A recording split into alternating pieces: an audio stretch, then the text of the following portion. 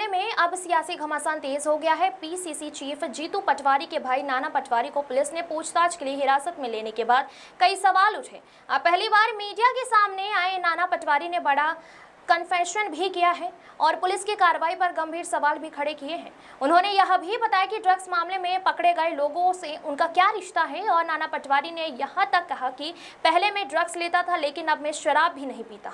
इंदौर के चर्चित ड्रग्स मामले में उस समय हलचल मच गई जब राजेंद्र नगर पुलिस ने पीसीसी चीफ जीतू पटवारी के भाई नाना पटवारी को पूछताछ के लिए गुरुवार सुबह हिरासत में लिया। पुलिस ने उक्त वक्त कहा था कि प्रारंभिक कार्रवाई की जा रही है, जांच के आधार पर आगे की कार्रवाई होगी। पूछताछ के बाद नाना पटवारी को छोड़ दिया गया, लेकिन मामला यही नहीं थमा। हिरासत से बाहर आने के बाद सोशल मीडिया पर नाना पटवारी का एक वीडियो वायरल हुआ। वीडियो के साथ लिखा गया टाइगर इज बैक। इसके बाद पूरे मामले ने राजनीतिक तुल पकड़ लिया है। इसी दौरान यह भी सामने आया है कि राजेंद्र नगर थाने में नाना पटवारी के खिलाफ 9 प्रकरण दर्ज है। हालांकि कांग्रेस की ओर से कहा गया है कि इसमें अधिकांश मामले आंदोलन और राजनीतिक गतिविधियों से जुड़े हैं तथा कुछ मामलों में वो बरी भी हो चुके हैं। अभी पहली बार मीडिया के सामने आए नाना पटवारी ने पुलिस कार्रवाई पर कई सवाल उठाए हैं। उन्होंने दावा किया कि वह अपनी गाड़ी सर्विसिंग के लिए ले जा रहे थे, तभी सनशाइन सिटी कॉलोनी के पास पुलिस ने उन्हें रोक लिया और अपने साथ ले गई। नाना पटवारी का आरोप है कि पुलिस पूरे दिन उन्हें अपनी गाड़ी में घुमाती रही, लेकिन ड्रग्स मामले को लेकर उनसे एक भी सवाल नहीं पूछा। उन्हें यह भी नहीं बताया गया कि आखिर किस वजह से हिरासत में लिया गया है। दूसरी ओर पीसीसी चीफ जीतू पटवारी ने भी सरकार पर निशाना साधा। जीतू पटवारी ने कहा कि इससे ज्यादा साफ बात और क्या हो सकती है।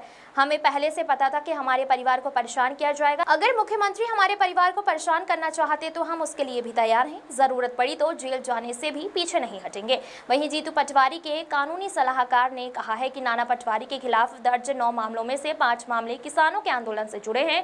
2 मामले चुनाव के दौरान थाने के घेराव से संबंधित है, जिनमें नाना पटवारी शामिल नहीं थे। एक मामला जमीन विवाद का था, जिसमें उन्हें जमानत मिल चुकी है, जबकि 2 मामलों में वो बरी हो चुके हैं। फिलहाल पुलिस ड्रग्स मामले की जांच आगे बढ़ा रही है। वहीं नाना पटवारी पुलिस कार्रवाई को साजिश बता रहे हैं और कांग्रेस इसे राजनीतिक प्रताड़ना करार दे रही है। ऐसे में अब नजर इस बात पर है कि पुलिस जांच में आगे क्या नए तथ्य सामने आते हैं। Bureau report. तो भाई जो कल नाना पटवारी जी को उठाया गया था उसमें आप लोगों ने भी पुलिस से चर्चा की। देर रात पुलिस ने हालांकि उन्हें छोड़ दिया है और पुराने आपराधिक प्रकरणों की जानकारी भी पुलिस ने दी है कि उनके ऊपर 9 आपराधिक प्रकरण जो है पुराने दर्ज हैं। ये बात सही है कि 9 प्रकरण है। 9 प्रकरण में से 5 प्रकरण वो हैं जो राजेंद्र नगर पे शाम को 7 बजे से 10:30 बजे के बीच में किसान आंदोलन में 2017 के बने हुए। उन सब केसों में नाना को जमानत मिल चुकी है। जमानत के इसके अलावा भी 17 आरोपी हैं। क्या कारण है कि नाना अकेले का ही नाम लिया जा रहा है उसमें? दूसरी महत्वपूर्ण चीज ये है कि जो 17 आंदोलन है उसमें नाना का इन्वॉल्वमेंट, जो 2017 के केस है, इसका कोई लेना देना नहीं था। उसमें कोर्ट ने 1 दिन जेल में रख के सारे आरोपियों को जमानत दे दी। दूसरा प्रकरण है, 2 और प्रकरण है जिसमें वो बरी हो चुका। तीसरा प्रकरण एक वो है जो तेजाजी नगर में हुआ था, जिसमें सदाशिव का इन्वॉल्वमेंट था, जो जिला कांग्रेस अध्यक्ष, उसमें भी कोर्ट ने उस नाना पटवारी, भरत पटवारी को जमानत दी है और आज तक पुलिस उसमें चालान नहीं पेश कर पाई है। 90 दिन से ऊपर हो चुका है। तो इस तरह से जो प्रकरण बताए जा रहे हैं, ये प्रकरण तो अंडर ट्रायल है। हाँ, इसमें दोषी है या नहीं है ये तो कोर्ट डिसाइड करेगा। निश्चित ये मीडिया ट्रायल चल रहा है, निश्चित इसमें नाना का इसका कुछ लेना देना नहीं। केवल ये कांग्रेस के प्रदेश अध्यक्ष का भाई है, इसलिए इसको टारगेट किया जाता है। ठीक है जी। तो हाँ, 5-1 साल पहले गया था, उसकी जानकारी मैं तो नहीं दे सकता। मैं लीगल बात कर सकता हूँ आपसे। ठीक है। नाना बताएं आप लोगों को, आपको पुलिस जो है वो लेकर गई। जिनको पकड़ा गया है वो हमारी विधानसभा के हैं और ऐसे बहुत सारे लोग मेरे को पहचानते हैं। पूरा केस पूरी तरह से बनाया गया है। ना मेरा उससे कोई इन्वॉल्वमेंट है उसमें, ना मेरी उनसे इस बारे में कभी बात हुई जिनको पकड़ा है। मुझे पुलिस के द्वारा कल रात को पता चला कि ये आपको इसलिए बुलाया गया। पूरे दिन इन्होंने मेरे को नहीं बताया। आपको कहाँ से पुलिस ने हिरासत में लिया था, कहाँ जा रहे थे उस समय? मैं गाड़ी पटकने जा रहा सर्विस पर, सनशाइन के गेट से पकड़ा है। तो उस वक्त आपसे क्या कहा? कुछ भी नहीं कहा। सुबह से लेकर शाम तक कोई बात नहीं। और फिर बाद में क्या बताया? जब यहाँ पे थाने पे लाए, जब मैंने पूछा गया लड़कों का नाम क्या आप जानते हैं क्या, मैंने कहा जानता हूँ। अच्छा, ये कौन थे दोनों जो आरोपी पकड़ाए थे? ये रोनी और ये दूसरा जो था गोलू। इसके यही गाड़ी धुलती है हमारी, संजय कौशल का वो है सर्विस सेंटर। संजय कौशल का कहाँ पर है भैया? ये नर्मदा चौराहा। और जो दूसरे दुकान है उसके पटाखे की दुकान है राव में। नाना भाई, आपको जब पुलिस ने हिरासत में लिया उसके बाद आपको कहाँ रखा गया था? क्या आपको कहीं कोई मौका दिखाने के लिए लेकर गए थे? मैं बस घुमाए रह गए। कहाँ एक बार आप ये भी बता सकते तो। ऐसे इंदौर शहर के आसपास।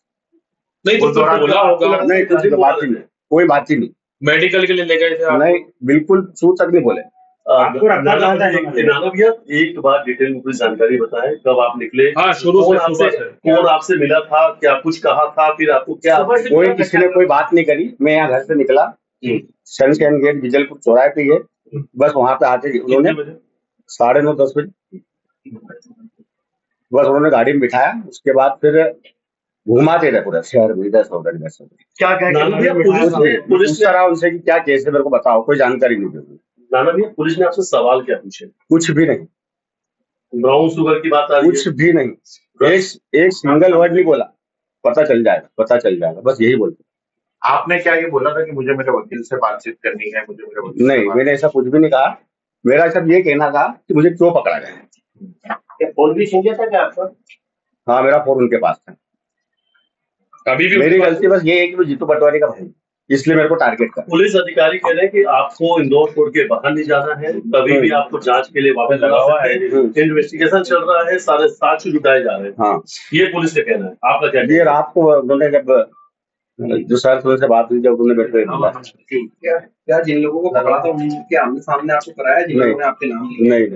नहीं करा। ये ब्राउन शुगर के बारे में कुछ पूछा पुलिस ने आपसे? नहीं, लोगों के बारे में पूछा कि इनको जानते हो। इसको उनकी जानकारी? ये दोनों को जिनको पकड़ा है, नाम बताइए। इरफान और संजय कौशल। और ये एक जो साथ में सिंधी लड़का था, क्या नाम उसका कोई बेचारा कुछ है ही नहीं। वो आप कैसे जानते हैं उनको? क्या उसको मैंने गाड़ी बुलवा था कि गाड़ी अपने बुलवाने को पड़ता, क्या नहीं तेरी गाड़ी लेके आ। अच्छा, तो ये मित्र है आपका गंगवानी? हाँ, उनको भी लिया था आपके साथ हिरासत में? हाँ, लिया था। उनको भी हिरासत में? आप दो लोग थे? हाँ। तो आपको दिन भर क्या गाड़ी में ही रखा था? हाँ, बस ये। किसी गुजरात के भूरा पेंट का भी नाम आ रहा है? नहीं, मेरे कनेक्शन था आपका ड्राइवर से? 1-8 महीने के लिए काम करने आया था, आज से 1 साल पहले। उसी को 10-12 दिन आपने कहा कि ड्रग्स की 10-12 दिन अपने यहाँ पे गाड़ी चले थी उसने मेरी। उसके बाद छोड़ दिया उसने। उसके बाद उससे मेरा कोई कांटेक्ट भी नहीं। हाँ, इसमें काली स्कॉर्पियो का भी। हाँ, अपने कार्यकर्ता चुनाव में काम भी किया हमने। हाँ, नाना भाई, काली स्कॉर्पियो का भी पुलिस ने जिक्र हाँ, वो किया था। संजय कौशल की। क्या वो आप चला रहे थे? आप नहीं, उस गाड़ी में था भी नहीं। वो संजय कौशल की। शराब और कई आपत्तिजनक चीजें मिली हैं। वो उसका लुकआउट है। वो ना मेरे साथ था वो, जब वो गाड़ी में आप नहीं थे? नहीं, ना मैं गाड़ी में था, ना इनके उसमें था। अपनी गाड़ी जाती है उनके धोने, बस इतना ही उनसे अपना। सर्विस सेंटर है। हाँ, नर्मदा। डीसीपी ने डीसीपी ने ये कहा है कि उनके पास सबूत है कि आप पहले भी ड्रग्स लेते रहे हैं इन आरोपियों से। मैं इस चीज का खंडन करना चाहता हूँ। 3-4 साल पहले मैं ले रहा था, पर गलती से हो गई थी मुझसे। उसके बाद मैं 2-3 साल से कभी भी इन चीजों, शराब तक भी नहीं पीता। और ये सेंटर से आने के बाद अभी भी यहाँ क्या है, परसों भी है वहां से क्या है। मैं यहाँ पे था ही नहीं। बेंगलोर से परसों आया मैं, वेट कम करने के लिए गया था जिंदल। जय हडिया जी ने अपनी पूरी बात कही है। कल का जो केस था,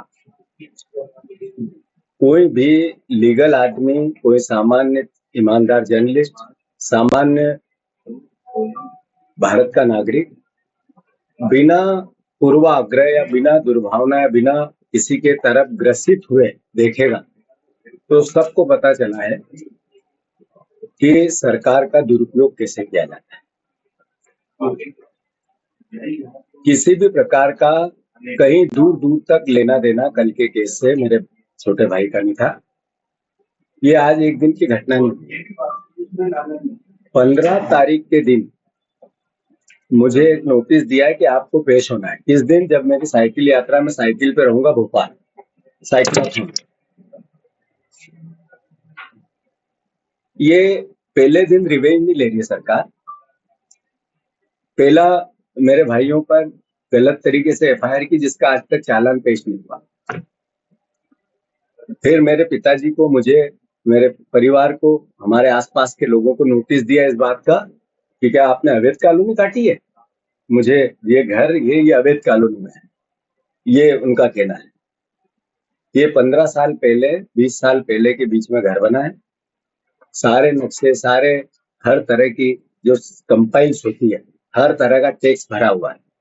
लोन है इस पे आज भी, बिना लीगल उसके बैंक लोन देती है। इसके सामने जितने घर है सब लोन वाले हैं। मेरे वेयर हाउस की घटना आप सबने देखी है। मैं तो सिर्फ इतना सरकार से और मुख्यमंत्री से निवेदन करना चाहता हूं, मध्य प्रदेश रिवेंज का प्रदेश नहीं है, बदले का प्रदेश नहीं। जिस तरीके से आपका जो कार्य व्यवहार हुआ है, ये मैसेज देता है कि दाल में कुछ काला है। हमारा दायित्व है, हम पूछेंगे कि आपने 7,600 करोड़ रुपए मध्य प्रदेश के हक के गुजरात पे क्यों छोड़े? नर्मदा विस्थापन में मध्य प्रदेश के साथ अन्याय क्यों किया? आपके परिवार पे एक अखबार ने इतने बड़े एलिगेशन आप पे भी लगाया, आपका उसको उत्तर क्यों नहीं देना चाहिए? हमारे पे एलिगेशन लगे, हम आए मीडिया के सामने, हमने बात की, आपकी सरकार है, हमें पता है आप बहुत यातना दोगे, हम सहन करेंगे, लड़ेंगे, नहीं डरेंगे। और कोई मेरी दुर्भावना है सरकार से? बिल्कुल नहीं। मेरा काम है विपक्ष का दायित्व निभाने का। मैं मध्य प्रदेश वासियों से आग्रह करना चाहता हूं, मेरा अधिकार नहीं है कि मैं मोदी गारंटी का हिसाब पूछूं सरकार और मुख्यमंत्री से। मेरा दायित्व नहीं है कि भ्रष्टाचार और करप्शन के सवाल पूछूं, जनता पीड़ित है, दुखी है। मेरा दायित्व नहीं है कि नर्मदा सरदार सरोवर में 7,600 करोड़ रुपए का हक मध्य प्रदेश का छोड़ दिया सरकार ने। कल ही मैंने बात की और 1 घंटे बाद ये सब पूरा घटनाक्रम रच दिया गया। क्या मेरा दायित्व नहीं है ये कि किसानों को खाद, किसानों की एमएसपी, किसान के बेटों की लड़ाई में नहीं लड़ूं? बहुत सी बातें हैं, समय समय पर करेंगे, कानून को भी आत्मसात करेंगे, सम्मान करेंगे, उस पर विश्वास है हमारा। मुख्यमंत्री जी, आप जेल भेजना चाहते हो, हम हमेशा तैयार हैं। मुझे भेजना चाहते हो, मेरे परिवार को भेजना चाहते हो, हम आपकी हर यातना को सहने को तैयार हैं, पर एक कदम भी पीछे नहीं हटेंगे और हमारा दायित्व निभाएंगे। साइक्लोथॉन है 14 तारीख को, 15 तारीख को फिर मुख्यमंत्री से आग्रह करूंगा, आपको हिसाब देना पड़ेगा। युवाओं के साथ जो पेपर लीक में इतना बड़ा घटनाक्रम हुआ है, रोज चोरी होती है, उनकी शिक्षा को लेकर जो हमारा आंदोलन है, 25 साल के आजादी बीजेपी की सरकार और 80 साल लगभग आजादी के हुए, क्यों फ्री शिक्षा नहीं मिलना चाहिए? एजुकेशन में एक जैसे एजुकेशन का हक नहीं लोगों का, ये डिमांड है हमारी यात्रा की। सेव शिक्षा, सुरक्षित शिक्षा करेंगे और भ्रष्टाचार के खिलाफ हिसाब पूछेंगे। इसके साथ साथ जो जो कार्यक्रम मैंने अनाउंस किए हैं वो सब करेंगे। मैंने पुलिस को भी खुद ने बात की है, कमिश्नर से भी की, रावत से भी की कि आप जब चाहो जब जाएंगे, मेरा भाई भी जाएगा, पूरा परिवार जाएगा। जो कानून के तहत हम पे प्रशासन कंपाइल करता है, वो गए वेयर हाउस पे, उन्होंने कहा सफाई नहीं है, हमारा दायित्व था, हमने कराई। उन्होंने कहा नाली साफ नहीं है, हमारा दायित्व था, हमने कराई। उन्होंने जो भी फायर सेफ्टी थे वो देखे नहीं उन्होंने, पर उनको भी व्यवस्थित रखा कि सरकार का अगर, और मैंने वेयर हाउस उनको किराए पर नहीं दिया, अधिग्रहण किया मेरा वेयर। फिर भी सरकार ने जो बोला हमने कानून के तहत एक्सेप्ट किया। हमारा दायित्व, हम नागरिक हैं, एक विपक्ष के जिम्मेवार कार्यकर्ता है, हमारा काम हम करेंगे, पर हम हठधर्मिता, अहंकार, ऐसी भाषा ऊंची नीची ओछी ये भी नहीं बोलेंगे। बहुत ताकत से भजन मैच्योर तरीके से ये कहेंगे, बताओ भ्रष्टाचार क्यों। धन्यवाद।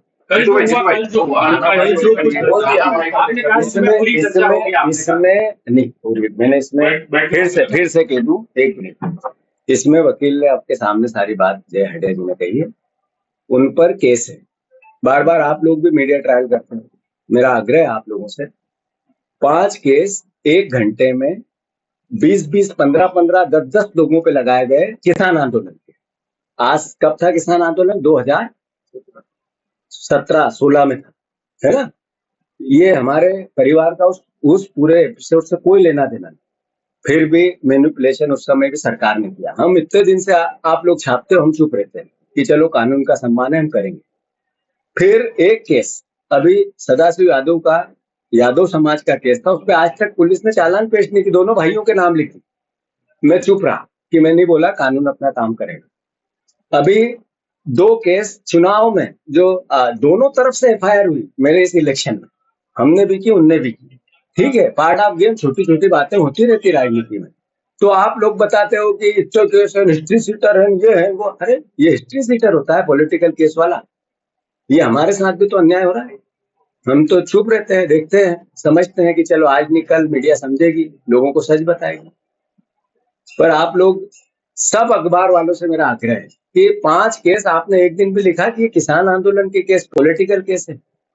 आपने एक दिन भी लिखा कि सदाशिव यादव के केस में जो तेजाजी नगर में गलत एफआईआर हुई थी, आज तक चालान पेश नहीं हुआ। क्यों नहीं लिखा मीडिया ने? सरकार जो बोलती है वो क्यों लिखती है सरकार, मीडिया? मुझे नहीं, हम भी तो इंसान है। आप लोग, हमें मीडिया से अपेक्षा नहीं है, नहीं रहना चाहिए। मैं आपसे पूछना चाहता हूँ, किसी परिवार, राजनीतिक परिवार का होना गुनाह है? उसको उसका जीवन नहीं जीना चाहिए? पुलिस ने ये कहा कि जो ड्रग्स वाले पकड़ाए हैं उसके सबूत है नाना भैया से बात करने के। नाना भैया ने खुद ने स्वीकार किया कि पहले ड्रग्स लेते थे। तो आपके भी कई वीडियो चल रहे हैं जिसमें आप कहते हुए नजर आ रहे हो कि ड्रग माफिया पे कार्रवाई होना चाहिए सख्ती से। तो आज पुलिस ने कार्रवाई करी तो उसको अपने परिवार से क्यों जोड़ा? धन्यवाद आपको। अभी जो मैंने सवाल किया वही सवाल है। मैं आज भी कहता हूँ कि अगर नशा है तो फिर दोषी तो बीजेपी है, यही सरकार है। अगर हर तरह का नशा बिक रहा है तो क्या मेरा शासन था? क्यों नहीं रोका? और फिर नशा है, एक मिनट दो, तो फिर कार्रवाई मेरे भाई पे असली होती, झूठी नहीं होती, तो फिर उसको क्यों ले जाते, क्यों छोड़ देते? अब मैं समझना चाहता हूँ।